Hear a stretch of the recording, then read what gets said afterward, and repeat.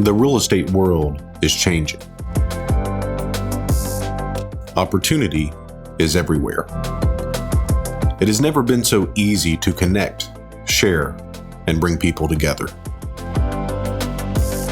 We're learning from others and finding the very best in ourselves. Challenging our beliefs, overcoming our fears, transforming ourselves so we can transform our business.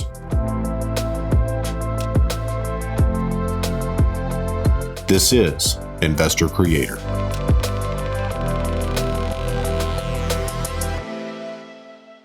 What's up, guys? Brad here. I appreciate you being with us today. So today I'm going to be talking about how I had a house stolen from me, and it's not exactly what it seems. And to preface it, I want to say this is not exactly about real estate. We're going to talk about real estate to a certain extent, but this is more about life. You know what I mean? So to put it in perspective, about 3 years ago, my grandmother passed away, and she had the house that I had grown up in for years, and I was raised by my grandparents from the time that I was 18 months old. And I had a really, really great childhood and upbringing, but it wasn't because of my parents, it was because of my grandparents, okay? I was very, very close to my grandmother. I mean, I was definitely the closest person to her, I would say, and I'm definitely one of the closest people to me, and maybe the closest, definitely the closest whenever you look at my entire life, So when she got sick and she passed away, I mean, going through it, I didn't realize how difficult it was for me, but it was just insanely difficult. I mean, my entire structure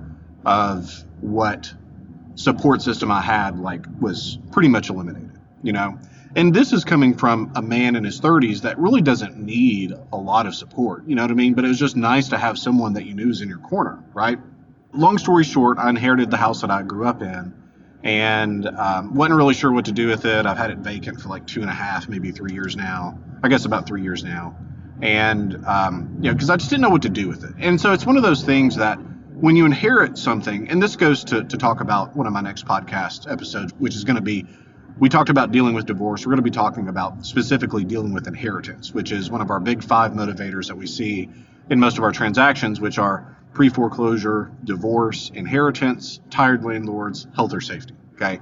So if we're dealing with one of those 5, then we're generally dealing with people that are motivated enough that we can deal structure. Okay. Because these are difficult things, and each one has its own psychology behind it as to what the house means for that person. Well, I really didn't understand it as well way back years ago, even though I was buying inheritance properties. And, I had the podcast with Sharon, and she's really an expert on dealing with probate.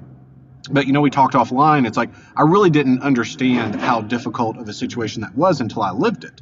I was the executor, and I was getting these phone calls from real estate investors saying, hey, we see that you're the executor, we'll buy the house cash and all that. And that was pretty cold. And there were a couple people that really navigated that situation well. And although I wasn't their seller, I did appreciate how they went about their business and how they reached out to people. But long story short, I inherited this property, didn't know what to do with it, left it vacant. And I can't remember who the first person was. It might have been my wife's grandfather. And he said, hey, I saw that you rented the house out. And I was like, no, we haven't. It's vacant. And we're doing some subdivision there. So he said, well, I saw some people there. I thought they lived there. Maybe they were just the surveyors, right? Second person was my father-in-law. He said, hey, I saw that there was a table out front on the patio in front of the house. So, it sounds like you rented it. And I was like, well, no. Well, guys, I'm sure you can see where this is going. Somebody had moved into the house that was where I grew up, so they didn't have a lease, and so I'm dealing with this situation. Today's Sunday morning, right? So I go there this morning and I see, yes, there is a table out front, but there's nobody there. There's no cars, anything. I'm like, okay, well, maybe it's, not really understanding what's going on here, but maybe it's not what I thought it was to begin with, right? So I turn around, I go back down the road, and as I'm going back down, passing the house for the second time, somebody pulls in. I'm like, okay, well, that's interesting. So I bust a block, come back through, and front door is unlocked, standing wide open, cars in the driveway, and I'm like, okay, this is weird. So I call the police department, deputy comes out, and I'm talking to her on the phone, and I'm telling her the story. She says, well, I'm going to wait for my second deputy to come. We're going to clear the house and make sure everything's okay. And so she calls me back. And she says, do you know John Smith. And John Smith is not his real name, but this is my cousin. Okay, now my cousin is not a bad person. Like I haven't talked to him in probably 10 years, but I don't think he's a bad person. But he has had a drug problem for quite a while. And frankly, from no fault of his own. I think that he had a pretty bad accident when he was in his late teens or early 20s. Had to get life flighted, had like serious injury, was on pain medication for a long time because of that. And it's just one of those situations. I mean, the pharmaceutical world is not probably the most honest world, and there's been a lot of now case law that has come out saying that these drug companies knew how addictive these substances were, but really did not disclose that to the public, right? And so we have a situation where he just hasn't been able to get off of painkillers for basically the past 20 or maybe 25 years, long time. So I don't think that at his core he's a bad person, but I think that he has an addiction. And whenever you have an addiction, you make decisions that addicts would make. And sometimes that's, I'm not going to pay my rent and I'm going to buy this substance so that I can feed this addiction, right? So the deputy says, "Do you know John Smith?" And I said, "Yeah, I know John Smith." And I'm starting to put two and two together. But long story short, he has commandeered this house. And so the decision that I have to make is what's fair versus what's legal. And, it's very common that although what's legal is one thing, it's not exactly fair.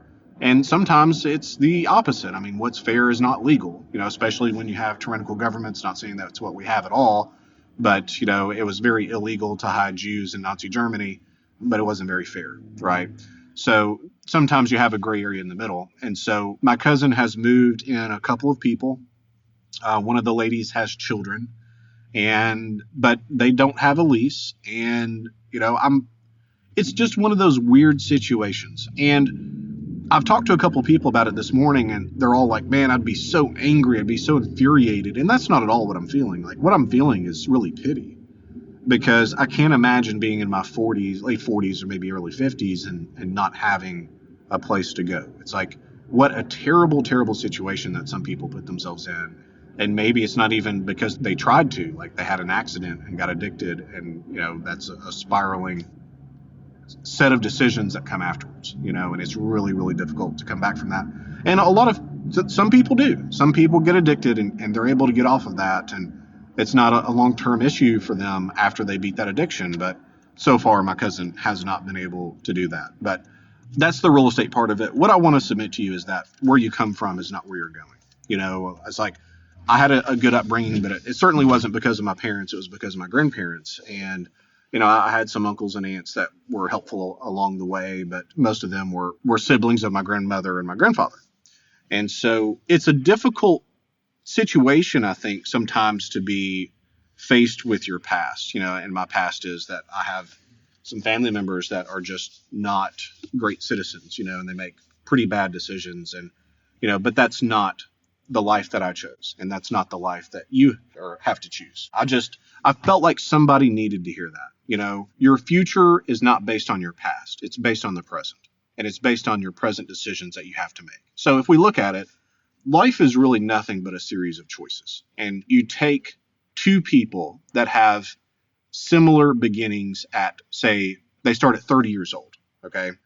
And at age 30, they're in very similar places, economically, socially, all of those things. And you take one person at 50 is far more successful than the other person at 50. Well, I can really only attribute that to the difference in choice that people make, right? You make a choice to start a business. You make a choice to marry the right spouse. You make a choice to take care of your health. And all of those have cataclysmic consequences later down the road, right? It's very similar to compound interest. You look at the idea of compound interest. It's like you start with something and you build on it and you build on it and you build on it. And time is a great equalizer. And I tell people that all the time. Like, if you're starting in the business, especially with real estate, you're one deal away. You're one deal away from having a real business. Because when I started, I had like $300 in the bank. I got a $20K down payment. I took $4,000 out of that $20,000 and I began to market. And then we started doing deals every month, then a couple times a month, then every week, and a couple times a week. And that's how it can snowball over time. But you have to make the choice to get started. And I look at other people, it's like, good Lord, like people in their late 40s and 50s don't even have a place to stay. They don't even have a place to stay. They can't even take care of themselves. And it's a terrible situation. So anyway, what we decided to do, especially since this lady has children, apparently she didn't know that my cousin didn't have access to the house. He told her, yeah, this is one of my houses kind of thing. Like, God only knows. But we're going to give them a week. I felt like that was fair. We're going to give them a week to move from the property. We're going to show up next Sunday and see how that goes. But, at the end of the day, your past is not your future. And I felt like somebody needed to hear that. And that's what I've been thinking about this morning. It's like, had these people made better choices, they wouldn't be where they are. But luckily, we all have the ability to make choices. So hope that makes sense, guys. Appreciate you being with us. We'll catch you next time. Happy investing.